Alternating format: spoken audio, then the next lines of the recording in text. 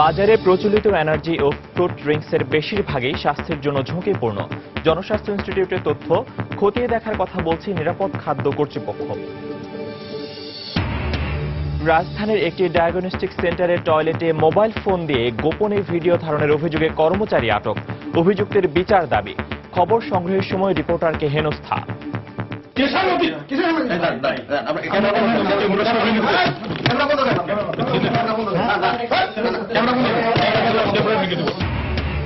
স্থগিত হওয়া ইউনিয়ন পরিষদের নির্বাচন 31 অক্টোবর। শেষ মুহূর্তে প্রচার প্রচারণায় ব্যস্ত প্রার্থীরা ভোটারদের দিচ্ছেন নানা প্রতিশ্রুতি। সেলফি তুলতে গিয়ে অসতর্কতায় বাড়ছে দুর্ঘটনার সংখ্যা, ঘটছে প্রাণহানিও। পরিমিতিবোধ ও রুচিশীলতা বাড়ানোর তাগিদ। এবং ঢাকা টেস্টে বাংলাদেশের বিপক্ষে ইংল্যান্ডের ব্যাটিং বিপর্যয়।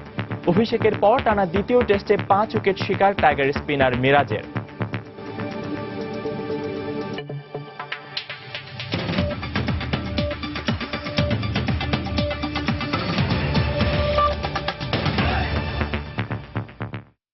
সময় সংবাদের সঙ্গে আছি আমি ফয়সাল মোর্শেদ। রাজধানীর ধানমন্ডিতে পপুলার ডায়াগনস্টিক সেন্টারের টয়লেটে মোবাইল ক্যামেরা দিয়ে গোপনে ভিডিও ধারণের অভিযোগ করেছেন একজন নারী। সকালের এই ঘটনা প্রতিষ্ঠানটির কর্তৃপক্ষকে জানানোর পর এক কর্মচারীকে আটক করে পুলিশ। অভিযোগকারী নারী জানান, ইউরিন পরীক্ষার নমুনা সংগ্রহের জন্য সকাল 7টার দিকে হাসপাতালের টয়লেটে যান তিনি। এরপর কাজ শেষে বের হবার সময় তিনি ভিডিও ধারণের বিষয়টি টের পান। দ্রুত টয়লেট থেকে বের হয়ে ভিডিও ধারণকারীকে হাতে নাতে ধরে ফেলেন তিনি। অভিযুক্ত ব্যক্তি ওই সেন্টারের রিসেপশনের দায়িত্বরত একজন কর্মচারী। এদিকে এই সংবাদ সংগ্রহ করতে গেলে ডায়াগনস্টিক সেন্টারের কর্মচারীরা সময় সংবাদের প্রতিবেদক ও চিত্র সাংবাদিককে ঘরে আটকে রেখে লাঞ্ছিত করে।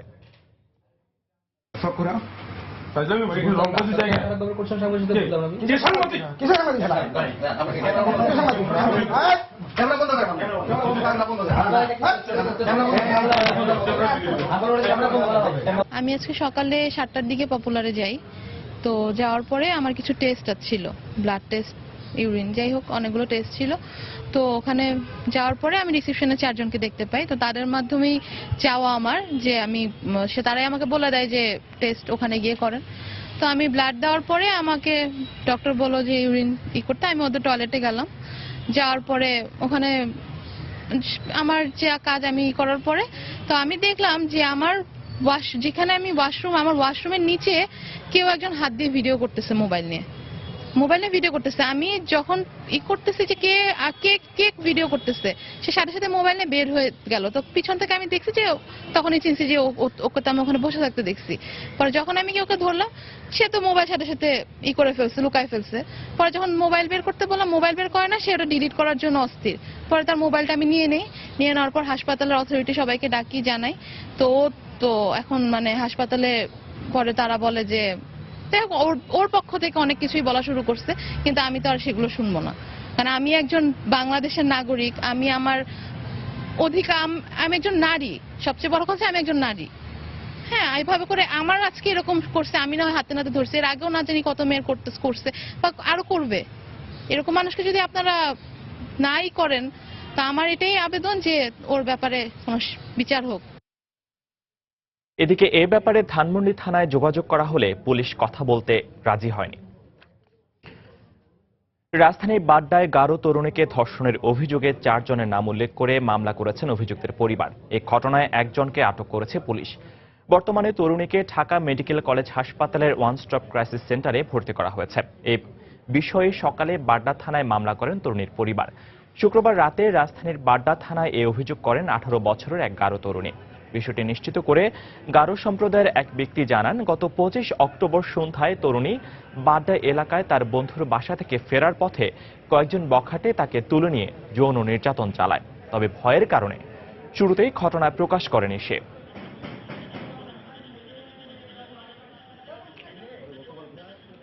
বাসা থেকে বের হয়ে আমি যখন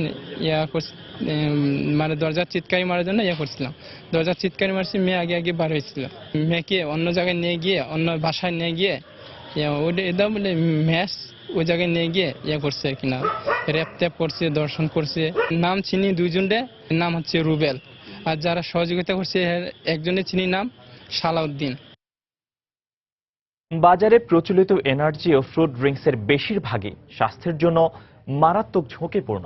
জনস্বাস্থ্য ইনস্টিটিউটের পরীক্ষায় উঠে এসেছে এমন তথ্য। বিশেষজ্ঞরা বলছেন, এ ধরনের পানীয় দীর্ঘমেয়াদে কিডনি জটিলতা, ডায়াবেটিক ও ক্যান্সারের মতো রোগের জন্ম দিতে পারে। তাই এসব পানীয় পান থেকে বিরত থাকতে বলছেন তারা। বিষয়টি খতিয়ে দেখা হচ্ছে বলে জানিয়েছে বাংলাদেশ নিরাপদ খাদ্য কর্তৃপক্ষ। রাশেদ লিমনের রিপোর্ট। শহর কিংবা গ্রাম, দেশজুড়ে কোমল পানীয়র বাজার দখল করে আছে এনার্জি ও ফ্রুট ড্রিঙ্কস। আকর্ষণীয় নাম, চোখ ধাঁধানো বিজ্ঞাপনে ভোক্তাদের মন জয় করে নিতে সফল হয়েছেন তারা। নামি নানা ব্র্যান্ডের পাশাপাশি বাজার 6 লাখ বাহারি এসব নামের পানীয়। সবসময় খাই এনার্জি ড্রিঙ্কস, শরীরে একটা এনার্জি আসে, একটু ড্রিঙ্কস এর মতন লাগে, ভালো লাগে আর কি। খাইলে যেমন এটার একটু উপকার হয়, মনে হয় ভালো।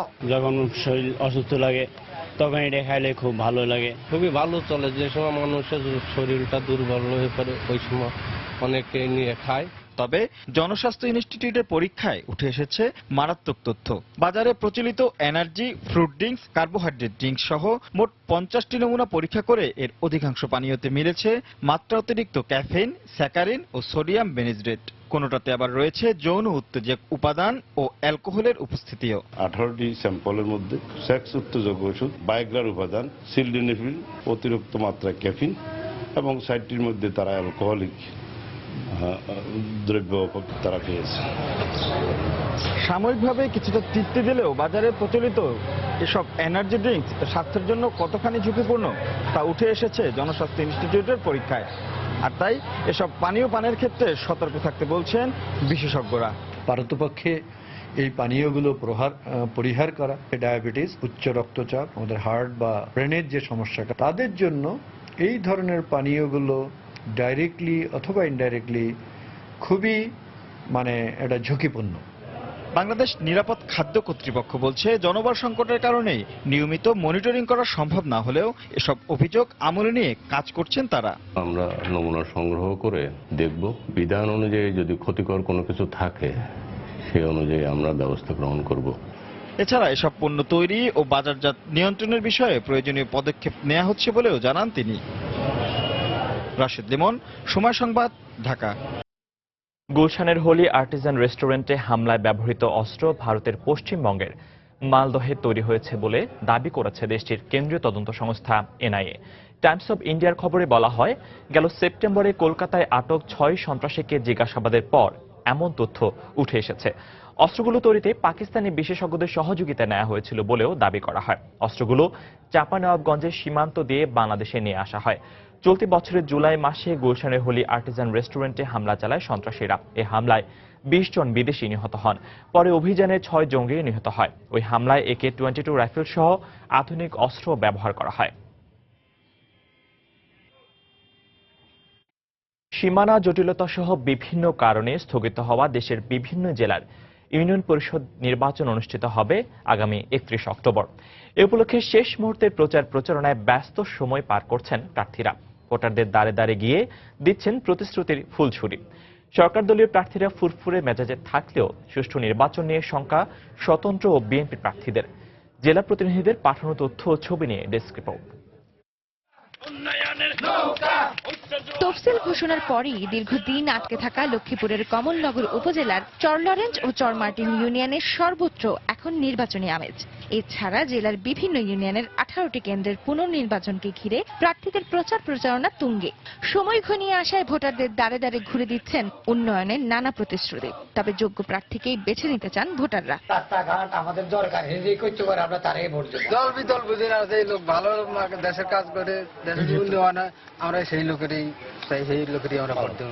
সরকার দলীয় প্রার্থীরা ফুরফুরে মেজাজে দাপিয়ে বেড়ালেও হামলা আতঙ্কে প্রায় নির্বাচনী মাঠ ছাড়া বিএনপি। আগামী 31 তারিখে ইউনিয়ন পরিষদ নির্বাচনে আমি ইনশাআল্লাহ বিজয়ী হব। আমি এলাকাতে নামলে আমাকে হত্যা করব, এই সমস্ত সীমানা জটিলতায় আটকে থাকা শরীয়তপুরের 5 ইউনিয়নে চলছে শেষ মুহূর্তের প্রচারণা। পোস্টারে ছেয়ে গেছে পাড়া মহল্লা। ভোট বাগাতে দিনরাত ভোটারদের দ্বারে দ্বারে ছুটছেন প্রার্থীরা। রাস্তাঘাট নাই, ব্রিজ নাই, কালভার্ট নাই, এগুলা আমরা আমরা সেই লোকেরই আমরা ভোট দিই। আমি পুনরায় নির্বাচিত দিতে পারি, আমি আমার ইউনিয়নকে একটা আধুনিক মডেল ইউনিয়ন হিসাবে পরিণত করবো ইনশাআল্লাহ। আশা করি সুষ্ঠু এবং সুন্দর নির্বাচন হলে আমি বিপুল ভোটে জয়লাভ করব। এদিকে সংঘর্ষের কারণে স্থগিত হওয়ায় ঠাকুরগাঁওয়ের 6টি ইউনিয়ন এবং পিরোজপুরের 11টি কেন্দ্রের পুনর্নির্বাচনকে ঘিরে শেষ মুহূর্তের প্রচারণায় ব্যস্ত প্রার্থীরা।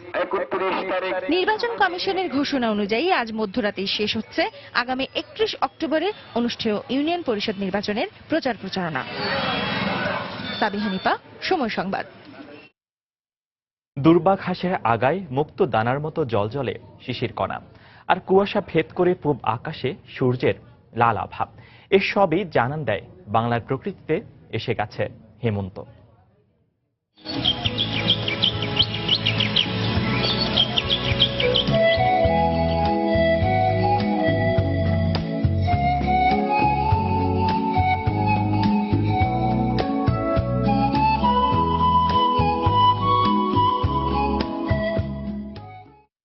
এই হেমন্তই দিন দিন হারাচ্ছে নিজস্ব সংস্কৃতি, এমনটাই মনে করছেন কবি সাহিত্যিকরা। এ নিয়ে থাকছে একটি রিপোর্ট, দেখার আমন্ত্রণ রইল। রাজধানীর ধানমন্ডিতে আওয়ামী লীগ সভাপতির কার্যালয়ে দলটির পূর্ণাঙ্গ কমিটি ঘোষণা হতে পারে আজ। দর্শক, এই মুহূর্তে সেখানে আছেন রিপোর্টার রোজিনা রোজি। বিস্তারিত জানতে সরাসরি চলে যাচ্ছি তার কাছে। রোজি,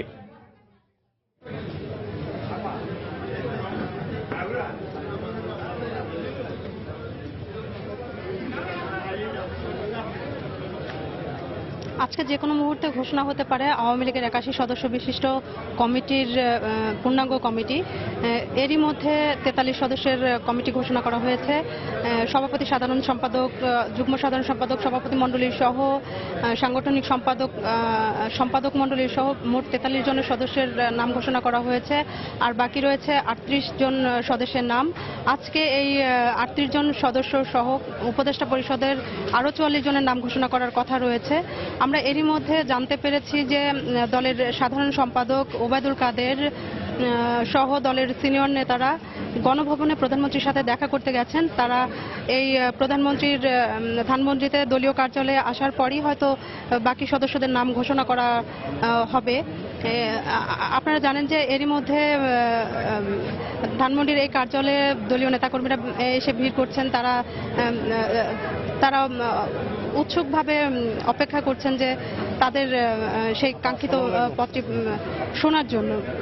তো এবারের সম্মেলনে নবীন এবং প্রবীণদের সমন্বয়ে একটা সুন্দর কমিটি ঘোষণা করা হচ্ছে এবং এই কমিটি আগামী নির্বাচনের জন্য তারা কাজ করবে এবং আগামী নির্বাচনের শক্তিশালী কমিটির মাধ্যমেই আগামী নির্বাচন অনুষ্ঠিত করার জন্যই এবার নবীন প্রবীণের সমন্বয়ে এই 81 সদস্য বিশিষ্ট কমিটি ঘোষণা করা হচ্ছে। এছাড়া নতুন মুখ এসেছে, সাংগঠনিক সম্পাদক মণ্ডলীতে নতুন মুখ এসেছে এনামুল হক শামীম এবং মুহিবুল হাসান চৌধুরী। এছাড়া সম্পাদক মণ্ডলীর বিভিন্ন পরিবর্তন এসেছে, যেমন ওবায়দুল কাদের। আজকে যে কোনো মুহূর্তে পূর্ণাঙ্গ কমিটি ঘোষণা হতে পারে। আমরা এখানে আছি, আমরা সর্বশেষ খবর জানাবো। এই ছিল আমার কাছে এখানকার সর্বশেষ পরিস্থিতি। দর্শক, রাজধানীর ধানমন্ডিতে আওয়ামী লীগ সভাপতির কার্যালয়ে দলটির পূর্ণাঙ্গ কমিটি ঘোষণা হতে পারে, সে ব্যাপারে জানাতে ধানমন্ডি কার্যালয় থেকে আমাদের সাথে সরাসরি যোগ দিয়েছিলেন সহকর্মী রোজিনা রোজি। সময় সংবাদে আরো থাকছে, 7.5 বছরে 57 মামলার রায় গেছে দুদকের বিপক্ষে। অনুসন্ধান ও তদন্তের দুর্বলতায় কারণ মত বিশ্লেষকদের। স্বীকার করে দুদক বলছে উত্তরণে নেওয়া হচ্ছে পদক্ষেপ। সেলফি নেশায় এখন আসক্ত গোটা দুনিয়া। আর সেই সেলফি নিয়ে ঘটে যাওয়া দুর্ঘটনাও কম নয়। অসতর্কতার কারণে প্রাণহানিও ঘটছে। আনন্দ উল্লাস, হাসি কান্না, বিদায় অভিবাদন, প্রার্থনার মৃত্যু, যে কোনো মুহূর্ত ধরে রাখতে তরুণ প্রজন্মের এই সেলফি আসক্তি স্মার্টনেসের অপরিহার্য অনুষঙ্গ মনে না করে তার জন্য পরিমিত বোধ ও রুচিশীলতা বাড়ানোর তাগিদ দিলেন বিশেষজ্ঞরা। বিস্তারিত সাদিয়া আফরিনের রিপোর্টে। সেলফি হাল ফ্যাশনে ছবি তোলার সবচেয়ে জনপ্রিয় মাধ্যম। বন্ধুদের সাথে আড্ডায়, ছুটির দিনে অথবা পারিবারিক ও সামাজিক আনন্দ ঘন মুহূর্ত ধরে রাখছে সেলফি। কিন্তু সামাজিক যোগাযোগ মাধ্যমে নিজেকে ব্যতিক্রম করে উপস্থাপন করতে এই সেলফি যেন এখন আসক্তিতে পরিণত হয়েছে। কেন এই সেলফি আসক্তি জানতে চাওয়া হলো সেলফি প্রেমীদের কাছেই। ঝুঁকি নিয়ে আমরা যখন সেলফি তুলছি সেটা অবশ্যই আসক্তি, কিন্তু আমরা যখন আনন্দর একটা মুহূর্তকে ধরে রাখছি সেটা অবশ্যই আসক্তি না। আমাদের প্রত্যেক দিনের কোনো একটা মেমোরি, কোনো একটা ইভেন্টের মেমোরি প্রিজার্ভ করে রাখার জন্য কেউ যেন বাদ না পড়ে, এই জন্য আসলে সেলফি তোলা। সেফটি মেনটেন করে সেলফি তোলাতে স্মার্টনেস। আমাদের বুঝতে হবে যে সেলফিটা আসলে কোন মোমেন্টের জন্য, আনন্দময় মুহূর্তের জন্যই আসলে সেলফি। সর্বশেষ পরিসংখ্যান অনুযায়ী অসতর্কভাবে সেলফি তুলতে গিয়ে গত 4 বছরে বিশ্বের বিভিন্ন দেশে মারা গেছে 135 জন, আর কেবল চলতি বছরেই বাংলাদেশে এই সংখ্যা 8 ছাড়িয়েছে। ঝুঁকিপূর্ণ সেলফির মাধ্যমে নিজেকে জাহিরের এই মানসিকতা হীনমন্যতার পরিচয় বলে মনে করেন বিশেষজ্ঞরা, যা নৈতিক আর সামাজিক অবক্ষয় ঘটাতে পারে বলেও মনে করেন তারা। এটি একটি আমি মনে করি বিকৃত মানসিকতা। যারা আত্মবিশ্বাসী নয়, যারা আত্মমর্যাদাশীল নয়, যারা আত্মপ্রত্যয়ী নয়, তারা এই ধরনের কাজ করতে পারে। অবশ্যই তাদের মধ্যে হীনমন্যতা আছে। পরিবার এবং শিক্ষা প্রতিষ্ঠান, পরিবার থেকে আসবে তার মূল্যবোধ, শিক্ষা প্রতিষ্ঠান থেকে আসবে নির্দেশনা।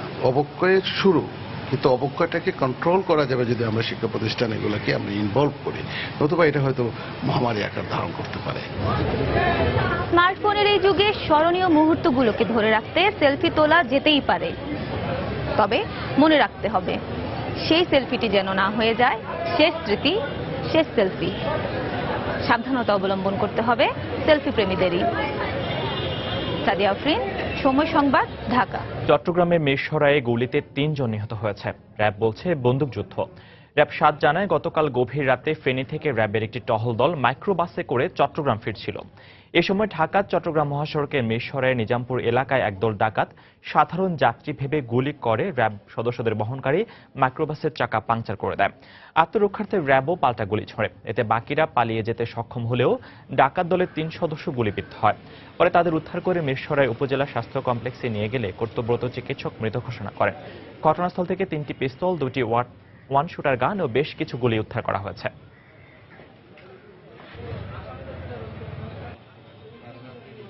সময় সংবাদে আরো থাকছে,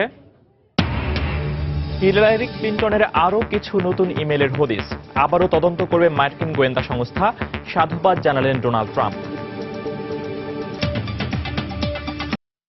মামলা পরিচালনায় দুর্বলতার কারণে গত 7.5 বছরে নিষ্পত্তি হওয়া 57 মামলার রায় গেছে দুদকের বিপক্ষে। বিশ্লেষকরা বলছেন কার্যকর অনুসন্ধান ও তদন্তে দুর্বলতা এবং দালিলিক প্রমাণ জোগাড়ে ব্যর্থতার কারণে এমন পরিস্থিতি।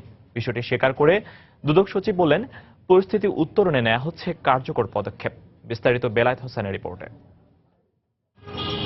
দুর্নীতি ও অনিয়মের সঙ্গে জড়িতদের বিরুদ্ধে ব্যবস্থা নেওয়ার ক্ষেত্রে সাম্প্রতিক সময়ে দুদকের ভূমিকা প্রশংসা পেয়েছে বিভিন্ন মহলে। চলছে গ্রেপ্তার অভিযান ও একের পর এক মামলা দায়ের, কিন্তু বিচারের রায়ে ছাড় পেয়ে যাচ্ছে অধিকাংশ আসামি। 2009 সালের জানুয়ারি থেকে এবছরের আগস্ট মাস পর্যন্ত নিম্ন আদালতে নিষ্পত্তি হওয়া অর্ধেকের বেশি মামলার আসামি খালাস পেয়েছেন। দুদকের পরিসংখ্যান বলছে 7.5 বছরে নিষ্পত্তি হয়েছে 1146টি মামলা, তার মধ্যে 652টিতে হেরে যায় দুদক, আর 494টির রায় দুদকের পক্ষে এসেছে। বিশ্লেষকরা বলছেন তদন্তের দুর্বলতা, দালিলিক প্রমাণ জোগাড়ে দুষ্প্রাপ্যতা ও আইনি লড়াইয়ে ব্যর্থতা এর অন্যতম কারণ। প্রসিকিউশনের দুর্বলতার জন্য অনেক সময় অনেক মামলা ঠিক সঠিকভাবে পরিচালিত না হওয়ার কারণে যারা অভিযুক্ত তারা খালাস হয়ে যায়। এমনও হতে পারে যে মামলাটা সঠিকভাবে করা হয়নি, যার বিরুদ্ধে করা হয়েছে সত্যিকার হয়েছে দোষী না। এটা নির্ভর করছে সম্পূর্ণরূপে তদন্তকারী সংস্থার সামনে কি তথ্যপদ্য আছে, কি সাক্ষ্য সবুদ আছে। নিজেদের দুর্বলতার কথা স্বীকার করে দুদক সচিব বলেন, এর থেকে উত্তরণের জন্য কার্যকর পদক্ষেপ নেওয়া হচ্ছে। আমাদের দক্ষতার অভাব রয়েছে এখানে এবং মনিটরিং এর অভাব রয়েছে।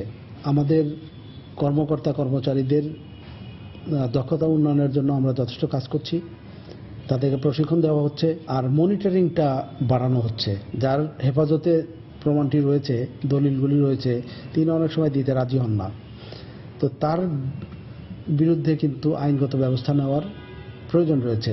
সংস্থাটির 5 বছর মেয়াদী কৌশলগত কর্মপরিকল্পনায় বলা হয় 30 দিনের মধ্যে অনুসন্ধান শেষ করার বিধান থাকলেও 80% ক্ষেত্রেই তা সম্ভব হয়ে উঠছে না।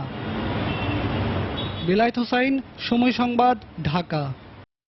ব্রিটেন ইউরোপীয় ইউনিয়ন থেকে বেরিয়ে যাওয়ার গণভোটের রায়ের পরে দেশটিতে অবস্থানরত অবৈধ অভিবাসীদের বৈধতা দেওয়ার বিষয়টি নানাভাবে আলোচনার কেন্দ্রবিন্দুতে চলে আসে। ধারণা করা হচ্ছে শিগগিরই সাধারণ ক্ষমার ঘোষণা আসতে পারে সরকারের শীর্ষ পর্যায় থেকে। এতে বিপুল সংখ্যক বাংলাদেশি অবৈধ অভিবাসীর ভাগ্য খুলতে পারে বলে মত সংশ্লিষ্টদের। তানভীর হাসানের ক্যামেরায় লন্ডন প্রতিনিধি শোয়েব কবিরের রিপোর্ট। ইউরোপীয় ইউনিয়ন থেকে বেরিয়ে যাওয়ার গণভোটের রায়ের পর নতুন করে দ্বিধাদ্বন্দ্বে পড়েন ব্রিটেনে অবস্থানরত অবৈধ অভিবাসীরা।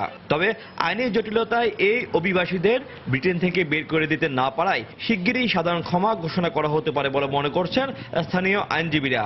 আর এতেই ভাগ্য খুলতে পারে এখানে অবৈধভাবে অবস্থানরত বাংলাদেশিদের। যদি আমরা অতীত দেখি, কয়েক বছর পরে পরে একটা জেনারেল আমনেস্টি আসার পরে তখন ওরা ওই কেসগুলা আবার কনসিডার করে করে অনেক এইটা থেকে এখানে স্টে পায়। তো আমার আশা যে বাংলাদেশি অনেক লোক এখানে আছেন যাদের ইমিগ্রেশন ঠিক নাই, ওনারাও এইটা থেকে বেনিফিটেড পাবেন।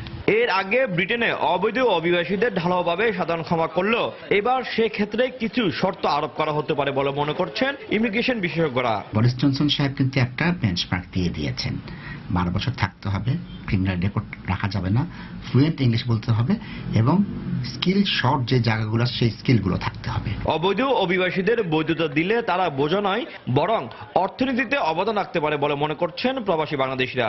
একটা সাধারণ ক্ষমা অত্যন্ত প্রয়োজন। এটা হলে এই অ্যাপ্লিকেশনগুলো, এই পেন্ডিং অ্যাপ্লিকেশনগুলোর ডিসিশন হয়ে যাবে এবং এই দেশের অর্থনৈতিক কাঠামোতে তারা অবদান রাখতে পারবে, যেটা অবৈধভাবে থেকে সম্ভব। ধারণা করা হচ্ছে ব্রিটেনে 5 লাখ অবৈধ অভিবাসী বসবাস করছে। তবে বিভিন্ন সংস্থার জরিপ অনুযায়ী এই সংখ্যা আরো বাড়তে পারে। বৈধতা চেয়ে ব্রিটেনে অবৈধ অভিবাসীদের আবেদনের হার দিন দিন শুধুই বাড়ছে। এ নিয়ে বেশ হিমশিম খেতে হচ্ছে ব্রিটিশ সরকারকে।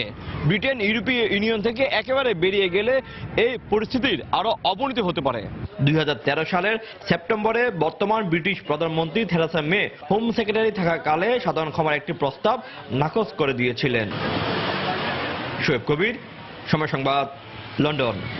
দূর্বাঘাসের আগায় মুক্ত দানার মতো জলজল করছে শিশির কণা। ভোর থেকে সকাল পর্যন্ত কুয়াশার চাদরে ঢেকে থাকে গ্রামীণ জনপদ। আর কুয়াশা ভেদ করে সূর্য যখন লাল আভা নিয়ে পূব আকাশে উঁকি মারে, সে এক অপরূপ দৃশ্য। আর হেমন্তের সৌন্দর্যকে দ্বিগুণ করেছে ছাতিম ফুলের উপস্থিতি। তবে কবি সাহিত্যিকরা বলছেন, হেমন্তে আর কৃষকের ঘর থেকে নবান্নের ঘ্রাণ পাওয়া যায় না। দিন দিন নিজস্ব সংস্কৃতি হারিয়ে ফেলছে হেমন্ত। গাইবান্ধা থেকে হেদায়েতুল ইসলাম বাবুর রিপোর্ট।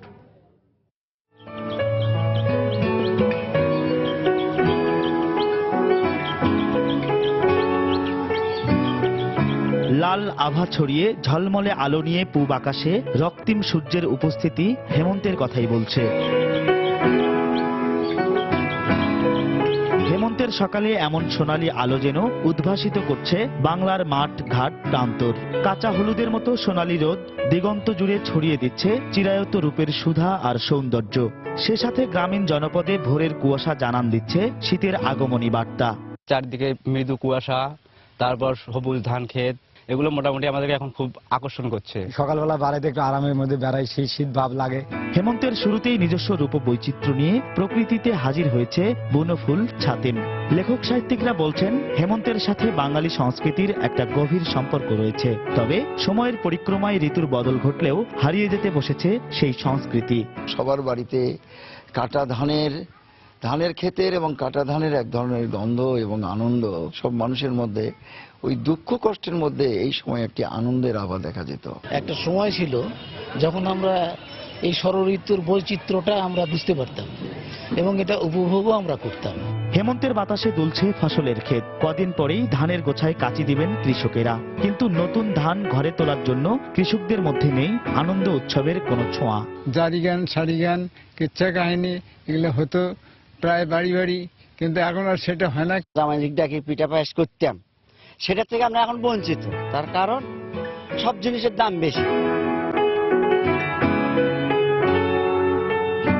নদীর ওপার থেকে সূর্য যখন ডুব দেয় তখন তার আলোর ছটা মুগ্ধ করে গ্রাম বাংলার প্রতিটি মানুষকে। নৌকা নিয়ে মাঝির বাড়ি ফেরা বা নদী পাড়ের ঝিরঝিরে হাওয়ার সাথে সাথে সমাহিত সন্ধ্যায় নির্জন নদী তীর থেকে আলো নিভে যাওয়ার মধ্য দিয়ে শেষ হয় এক একটি হেমন্তের দিন।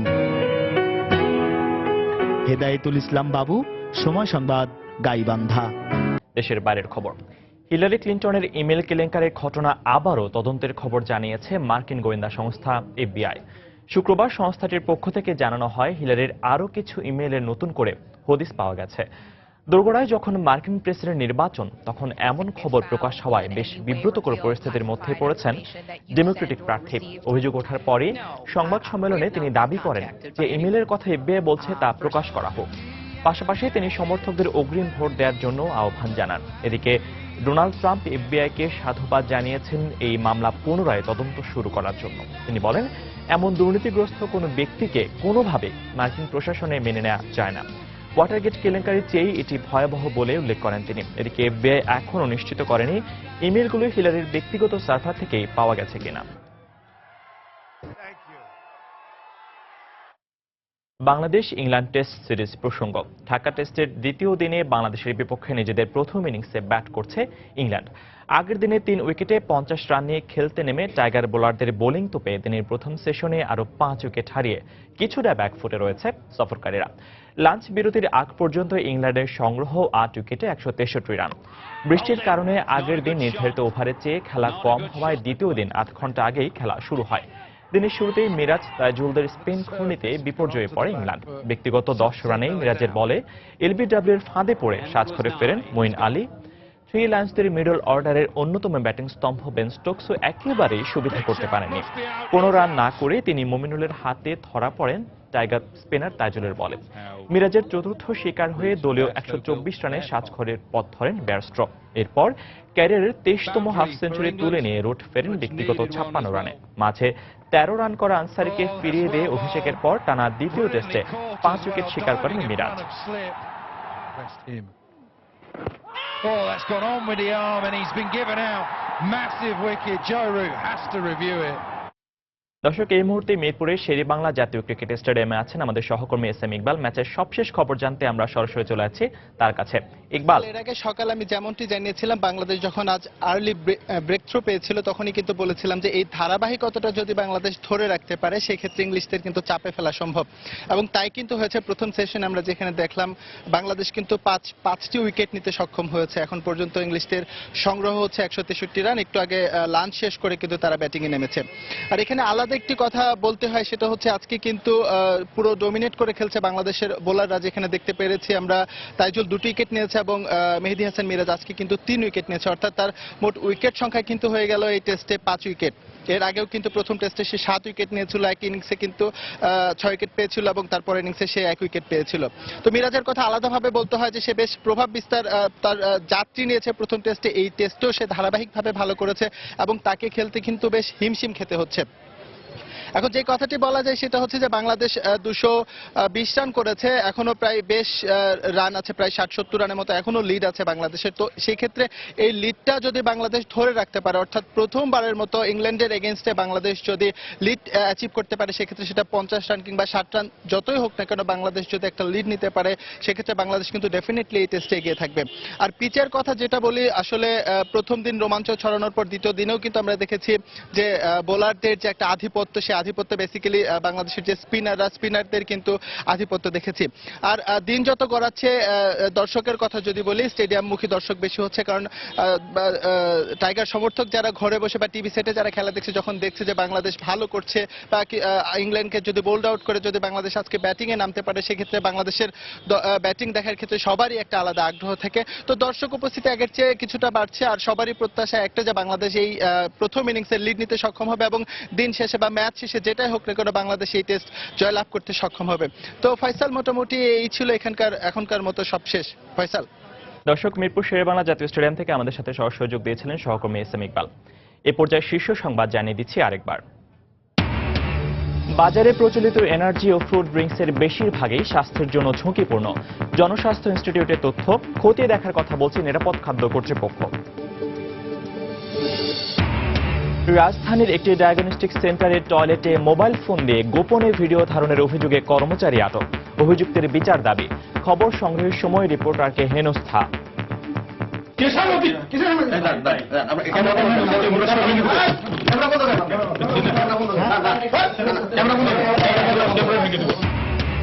স্থগিত হওয়া ইউনিয়ন পরিষদ নির্বাচন 31 অক্টোবর। শেষ মুহূর্তের প্রচারণায় ব্যস্ত প্রার্থীরা ভোটারদের দিচ্ছেন নানা প্রতিশ্রুতি।